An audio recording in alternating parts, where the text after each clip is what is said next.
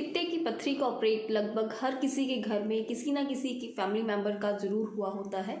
तो क्वेश्चन ये है कि क्या हम कुछ ऐसा कर सकते हैं जिससे कि हम पित्ते की पत्थरी के ऑपरेट को प्रिवेंट कर सकें, या फिर ऐसी कौन सी वो कंडीशंस हैं जिनमें कि हमें पित्ते की पत्थरी का ऑपरेट ज़रूरी हो जाता है करवाना, और प्रिवेंशन हम कैसे कर सकते हैं। तो उससे पहले हमें ये जानना ज़रूरी है कि पित्ता क्या है और पित्ते में पत्थरी कहाँ से आती है। तो पित्ता हम बोलते हैं गॉल ब्लैडर को। गॉल ब्लैडर हमारे लीवर के साथ एक अटैच्ड होता है, एक पियर शेप छोटा सा ऑर्गन होता है, और इसका काम होता है कि लिवर प्रोड्यूस करता है बाइल जूस। बाइल जूस हमें डाइजेशन में हेल्प करता है, और पित्ता इसको स्टोर करके रखता है, और जब भी हम कुछ खाते हैं तो बाइल सिक्रीट होता है, बाइल जूस सिक्रीट होता है।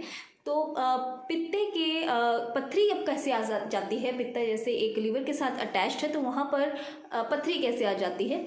तो जो बाइल जूस होता है उसमें होते हैं कोलेस्ट्रॉल्स भी होता है एज अ वेस्ट प्रोडक्ट, और उसमें बिलीरुबिन भी होता है जो कि पिगमेंट है, जो कि आरबीसी के ब्रेकडाउन से बिलीरुबिन नॉर्मली बनता है। लेकिन कुछ कंडीशंस ऐसी होती हैं कि आपका कोलेस्ट्रॉल बहुत ज़्यादा बढ़ गया है, आप ऐसी डाइट खाते हैं, बहुत ही फैट रिच डाइट आप खाते हैं, आप सेडेंटरी लाइफस्टाइल है, एक्सरसाइज आप नहीं करते हैं, और कोलेस्ट्रॉल का लेवल आपके ब्लड में ज़्यादा है, तो जिससे कि कोलेस्ट्रॉल की स्टोन्स बन जाती हैं गॉल ब्लैडर में। और या फिर आपको लीवर की कुछ ऐसी प्रॉब्लम है, लिवर सिरहोसिस है, या फिर हेपेटाइटिस की प्रॉब्लम है, उसमें भी बिलीरुबिन कलेक्ट होना स्टार्ट हो जाता है और पिगमेंट के स्टोन बन जाते हैं गॉल ब्लैडर में, पिगमेंट स्टोन। तो दो तरह के स्टोन्स होते हैं, वन इज कोलेस्ट्रॉल स्टोन्स जो कि बहुत कॉमन है, 70-80% जो स्टोन्स मिलते हैं हमें गॉल ब्लैडर में वो कोलेस्ट्रॉल के ही स्टोन्स होते हैं। And second is the bilirubin जो पिगमेंट स्टोन्स होते हैं। और एक तीसरी तरह का भी स्टोन होता है कंसनट्रेटेड बाइल जूस स्टोन्स, जिसमें क्या होता है कि जो सिक्रीशन होती है बाइल की, बाइल लीवर प्रोड्यूस करता है बाइल जूस, वो स्टोर रहता है गॉल ब्लैडर में, और जब भी हम कुछ खाते हैं तो फॉर द डाइजेशन पर्पस वो वहाँ से निकलता है और स्मॉल इंटेस्टाइन में सिक्रीट होता है।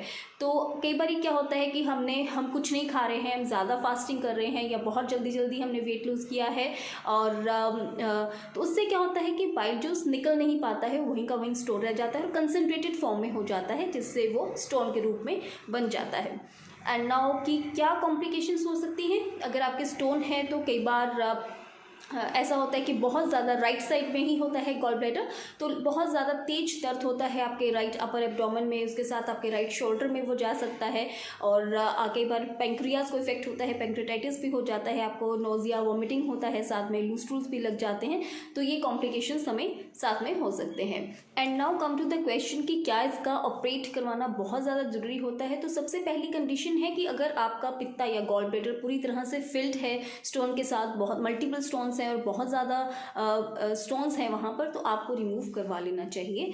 एंड सेकेंड इज़ कि आपको कॉम्प्लिकेशंस होना स्टार्ट हो गया है, आपने डिले कर दिया, या आपको पता ही नहीं चला कि आपके स्टोन था, और आपके बहुत ज़्यादा पेन रहता है, बहुत ज़्यादा आपको वॉमिटिंग्स रहती हैं साथ में, और वो इम्पेक्टेड हो चुका है स्टोन, कई बार CBD में पहुँच जाता है, आपके कॉमन बाइल डक्ट में स्टोन वो पहुँच जाता है, और इस कंडीशन में और कोलेसिस्टाइटिस की आपको प्रॉब्लम हो चुकी है, आपका जो पित्ता है या गॉल ब्लैडर है वो स्वेल हो चुका है, तो इस कंडीशन में आपको ऑपरेट करवा ही लेना चाहिए। और किस कंडीशंस पे हम अवॉइड कर सकते हैं, अगर आपका साइज़ बहुत छोटा है, आपका 3 mm 4 mm up to 10 mm भी अगर साइज़ है, तो आप उसे वेट एंड वॉच की पॉलिसीज़ में लेके चल सकते हैं। और कई बार क्या होता है कि आप अगर अपना लाइफस्टाइल ठीक कर लेते हैं, आप एक्सरसाइज रूटीन में करते हैं, डाइट में आप फैट अपना कम कर देते हैं, सॉल्ट आप कम कर देते हैं, और वाटर इनटेक आप अपना बढ़ा देते हैं, और भी कुछ ऐसे प्रिवेंटिव मेयर्स जो है वो अगर आप करना स्टार्ट कर देते हैं, कई बार वो स्टोन घुल जाता है